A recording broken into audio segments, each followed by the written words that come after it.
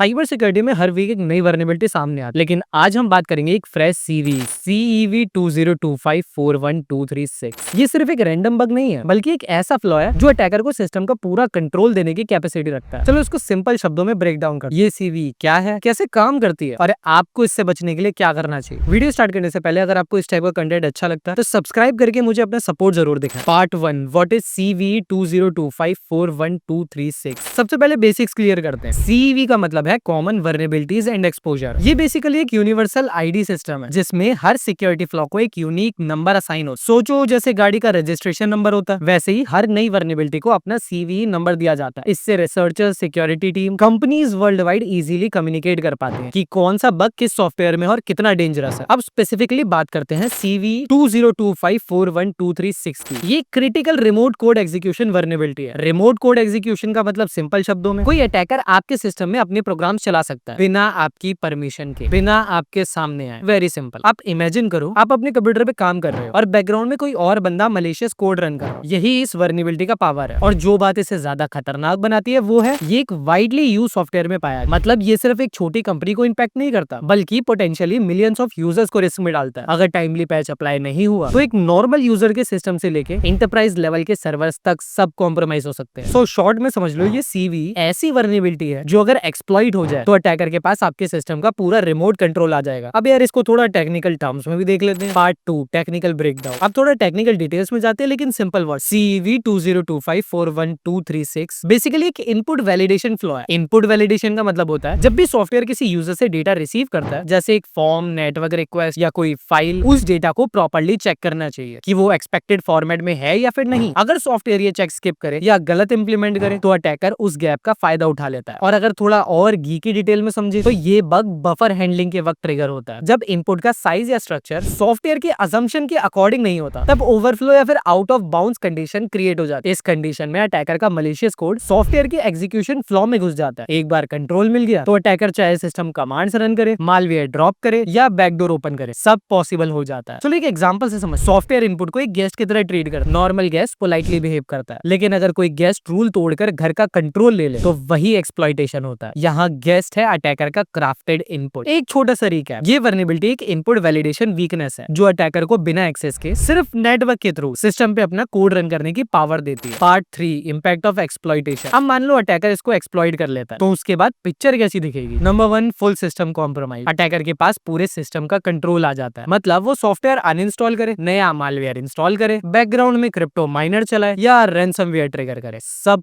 Possible है। Number 2, data theft. Password, banking information, confidential office document और even encrypted files भी risk पर आ जाती हैं। अटैकर सबसे पहले सेंसिटिव डेटा एक्सफिल्ट्रेट करते हैं और फिर डार्क वेब पे सेल कर देते हैं। नंबर 3, परसिस्टेंस और बैकडोर। एक स्किल्ड अटैकर सिर्फ एक बार हैक करके चला नहीं जाता, वो बैकडोर क्रिएट करता है ताकि फ्यूचर में बिना डिटेक्ट हुए वापस आ सके। ये बैकडोर इतने स्टेल्दी होते हैं कि एंटीवायरस और नॉर्मल मॉनिटरिंग टूल्स को तो ऐसे ही चकमा देते। नंबर 4, बॉटनेट और मास अटैक। अगर ये एक्सप्लॉइट ऑटोमेटेड फॉर्म में बन गया तो अटैकर एक ही स्क्रिप्ट से थाउजेंड्स ऑफ मशीन एक साथ कॉम्प्रोमाइज कर सकते हैं। ये मशीन्स फिर डीडोस अटैक के लिए बॉटनेट का हिस्सा बन जाती हैं। Number 5, enterprise impact. अगर इंटरप्राइज सर्वर वर्नेबल है तो एक सिंगल ब्रीच पूरे बिजनेस की मां बहन कर। फाइनेंशियल लॉस, रेपुटेशन डैमेज और लीगल ट्रबल सब एक साथ। रियल वर्ल्ड में रैनसमवेयर गैंग्स इसी तरह की RCE एक्सप्लॉइट का यूज करके बड़े ऑर्गेनाइजेशंस को टारगेट कर। Number 6, national security angle. अगर ये वर्नेबिलिटी किसी government infrastructure, health care systems या टेलीकॉम नेटवर्क में एक्सप्लॉइट हुई तो इसका इंपैक्ट सिर्फ एक कंपनी तक लिमिट नहीं रहेगा, बल्कि एक पूरे रीजन की क्रिटिकल सर्विसेज डिसरप्ट हो जाएंगे। और सबसे स्कैरी पार्ट तो बताया, एक्सप्लॉइटेशन बैकग्राउंड में साइलेंटली होगा। विक्टिम को लगेगा सिस्टम नॉर्मल चल रहा है, लेकिन एक्चुअली अटैकर के कमांड एग्जीक्यूट हो रहे हो। जब तक सिम्टम्स विजिबल होंगे तब तक काफी नुकसान हो चुका हो। Part 4, real world risk. अब बात करते हैं इसका रियल वर्ल्ड इंपैक्ट क्या हो सकता है। CEV 2025412336 एक ऐसी वर्नेबिलिटी है जो सिर्फ एक टेक्निकल फ्लॉ नहीं है, बल्कि एक पोटेंशियल डिजास्टर बन सकती है अगर इसका मिसयूज किया जाए तो। सोचो अगर एक अटैकर इस वर्नेबिलिटी को एक्सप्लॉइट करता है तो वो क्या कर सकता है। पहली बात, वो रिमोट कोड एग्जीक्यूशन अचीव कर सकता है। इसका मतलब है कि अटैकर आपके सिस्टम में अपना खुद का कोड चला सकता है, और जब कोई दूसरा बंदा आपके सिस्टम में अपना कोड चलाए तो प्रैक्टिकली आपका कंट्रोल खत्म हो जाता है। और इस चीज के कॉन्सिक्वेंसेस बहुत बड़े हो सकते हैं। अटैकर कॉन्फिडेंशियल डेटा निकाल सकता है, जैसे कि लॉगिन क्रेडेंशियल्स, फाइनेंशियल डिटेल्स या फिर बिजनेस के सीक्रेट्स। मालवेयर या रैनसमवेयर डिप्लॉय करके पूरे सिस्टम को लॉक कर सकता है, और फिर रैनसम की डिमांड। इवन वर्स, वो कॉम्प्रोमाइज सिस्टम को यूज करके और बड़े स्केल्स पे साइबर अटैक्स परफॉर्म कर सकता है, जैसे botnets, fishing campaigns, DDoS attacks. यहाँ एक रियल लाइफ सिनेरियो समझो। सोचो एक आईटी कंपनी के अंदर ये वर्नेबिलिटी एक्सप्लॉइट होती है। पहले तो एक मशीन कॉम्प्रोमाइज होती है, फिर लेटरल मूवमेंट्स के थ्रू अटैकर्स पूरे इंटरनल नेटवर्क में स्प्रेड होते हैं। इसके बाद सेंसिटिव क्लाइंट्स का डेटा चुरा लिया जाता है। रिजल्ट फाइनेंशियल लॉस, ब्रांड की रेपुटेशन की मार है, और साथ ही में लीगल ट्रबल्स। और सबसे डेंजरस बात यह है कि पैच अगर जल्दी रिलीज नहीं हो तो अटैकर्स इस वर्नेबिलिटी का मास एक्सप्लॉइटेशन स्टार्ट कर देते हैं। मतलब एक ही दिन में हजारों सिस्टम वर्नेबल बन जाते हैं, just like we saw in past 0-day exploits. Part 5, how to stay safe. अब इंपॉर्टेंट पार्ट, आप अपने आप को सेव कैसे रख सकते। सबसे पहला स्टेप, पैचिंग। जैसे ही वेंडर ने इस वर्नेबिलिटी का पैच रिलीज किया हो, उसे तुरंत इंस्टॉल करो, डिले मत करो, क्योंकि अटैकर हमेशा उन्हीं सिस्टम को टारगेट करते हैं जो आउटडेटेड होते हैं। दूसरा, नेटवर्क सेगमेंटेशन। अगर आप एक कंपनी एनवायरनमेंट में हो तो अपने नेटवर्क को अलग अलग जोन्स में डिवाइड करो। ये इंश्योर करता है कि अगर एक मशीन कॉम्प्रोमाइज होती भी है तो वो सीधा क्रिटिकल सर्वर या डेटाबेस तक ना पहुंच पाए। तीसरा, मॉनिटरिंग और डिटेक्शन टूल्स का यूज करो। SIM systems, intrusion detection system और थ्रेड इंटेलिजेंस फीड्स आपको जल्दी अलर्ट कर देती है अगर कोई सस्पिशियस एक्टिविटी हो रही है तो। चौथा, principle of least privilege follow कर, जिसके बारे में मैंने एक डिटेल वीडियो भी बना रखा है, पिन कमेंट में होगा। मतलब हर यूजर या एप्लीकेशन सिर्फ उतना ही एक्सेस दो जितना उसके काम के लिए जरूरी है। ये एक सिंपल बट पावरफुल अप्रोच जो डेंजर को लिमिट कर देती है। और एक और प्रैक्टिकल टिप, रेगुलर बैकअप्स। अगर आपके पास सिक्योर या ऑफलाइन बैकअप्स हैं तो इवन अगर रैंसमवेयर डिप्लॉय हो जाए, आप अपना डेटा वापस रिकवर कर सकते without paying to attacker. For individuals simple चीज भी बहुत काम करती है। अपने सॉफ्टवेयर हमेशा अपडेट रखो, स्ट्रॉन्ग और यूनिक पासवर्ड यूज करो, multi factor authentication MFA enable रखो। End of the day security एक कंटिन्यूअस प्रोसेस, एक वर्नेबिलिटी पैच होने के बाद दूसरी आ ही जा, रेगुलर अपडेट करना और साइबर हाइजीन मेंटेन करना, ये